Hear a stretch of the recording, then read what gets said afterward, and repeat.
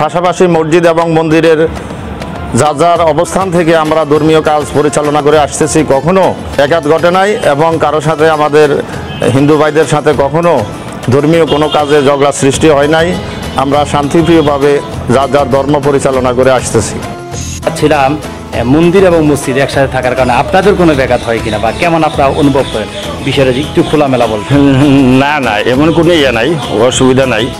ইসলাম ধর্ম আর সনাতন ধর্মেই আসলে বিষয় হলে গিয়া যার যে ধর্ম তে পালন করে, এই দেশে সত্য কথা। আর মন্দিরের পাশে মসজিদ আছে, এতে যেন আমাদের সনাতন ধর্মের বা মন্দিরের যে কোনো সমস্যা হয় বা ব্যাঘাত ঘটবে এমন না, কারণ আমরা সবাই ভাই ভাই।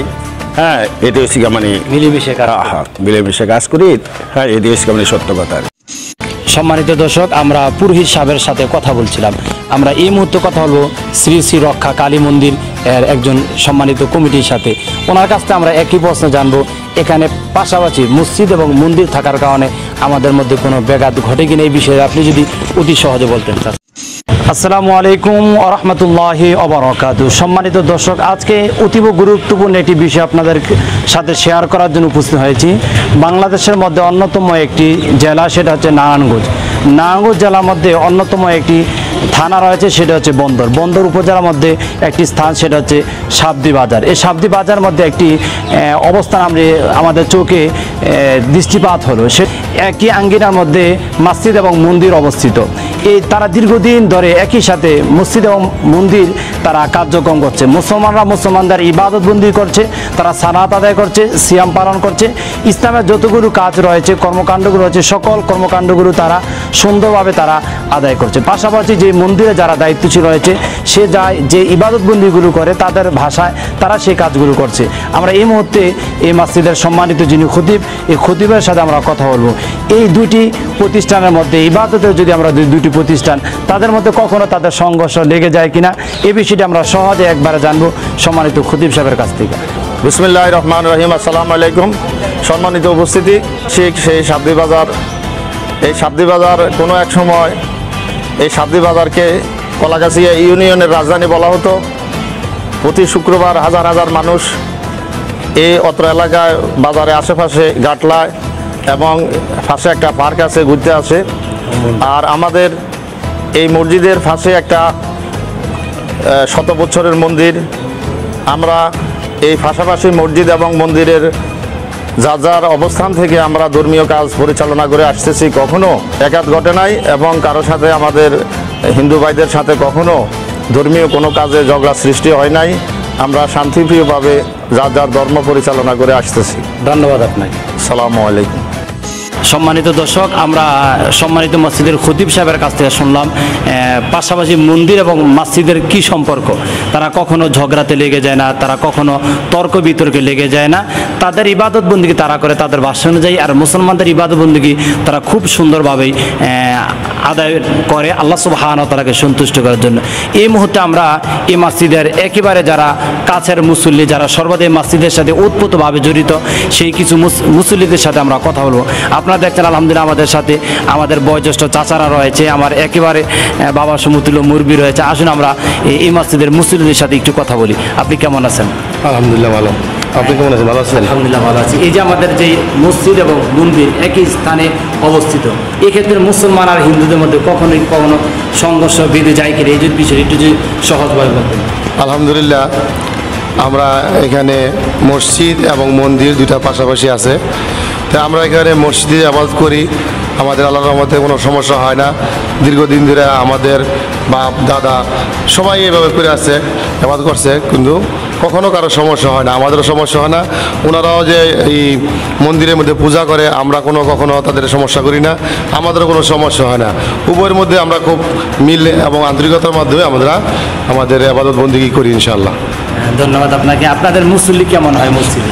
মুসল্লি আলহামদুলিল্লাহ আমাদের মসজিদ ছোট, কিন্তু একদম মুসল্লি সবসময় ভরপুর থাকে, কারণ বাজার মসজিদ আশেপাশে সবাই এখানে বাজারের ঘাটে বিভিন্ন এলাকা থেকে ঘুরতে আসে, দেখতে আসে, তো এখানে অনেক মুসল্লি হয় আলহামদুলিল্লাহ। জি, চাচাজানের নামটা যদি একটু বলতেন। আমার নাম মোহাম্মদ আলেক।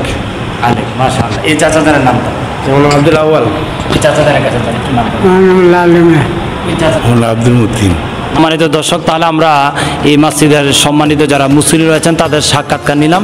আল্লাহ তাআলা আমাদেরকে হিন্দু মুসলমান, আল্লাহ সুবহানাহু ওয়া তাআলার সকল সৃষ্টি কিন্তু আমরা, কিন্তু আল্লাহ সুবহানাহু ওয়া তাআলা যে ধর্ম আমাদেরকে দিয়েছেন, প্রকৃত ধর্মই কিন্তু মূলত ইসলাম ধর্ম, মুসলিম ধর্ম। এই ধর্মকে আমরা আত্মবিশ্বাস রেখে আল্লাহ সুবহানাহু ওয়া তাআলার প্রতি আত্মনির্ভর করে আমাদের সমাজ, জীবন, রাষ্ট্র পরিচালনা করি।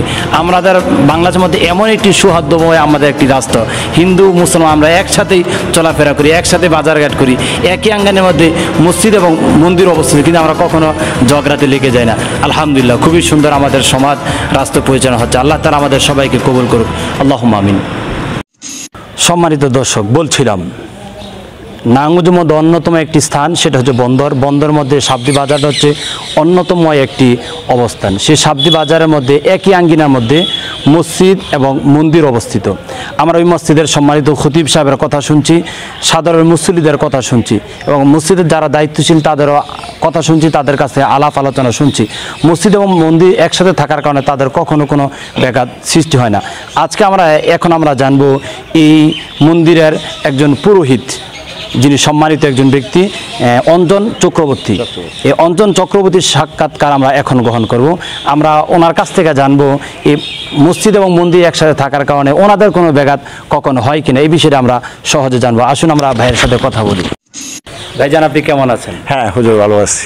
আপনার কাছ থেকে জানতে চাচ্ছিলাম, মন্দির এবং মসজিদ একসাথে থাকার কারণে আপনাদের কোনো ব্যাঘাত হয় কিনা, বা কেমন আপনারা অনুভব করেন, বিষয়টা একটু খোলামেলা বলতে। না না, এমন কোনো নাই, অসুবিধা নাই। ইসলাম ধর্ম আর সনাতন ধর্ম, ধর্মেই।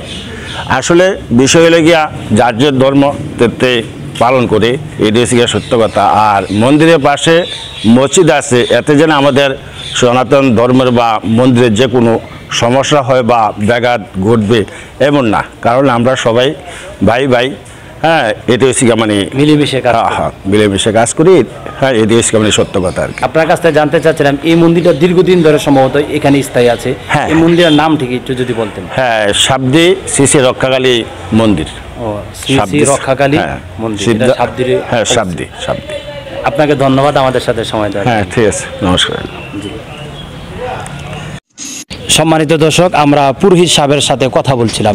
আমরা এই মুহূর্তে কথা বলবো শ্রী শ্রী রক্ষা কালী মন্দির এর একজন সম্মানিত কমিটির সাথে। ওনার কাছ থেকে আমরা একই প্রশ্ন জানবো, এখানে পাশাপাশি মসজিদ এবং মন্দির থাকার কারণে আমাদের মধ্যে কোনো ব্যাঘাত ঘটে কিনা, এই বিষয়ে আপনি যদি অতি সহজে বলতেন। চাচা জানেন না,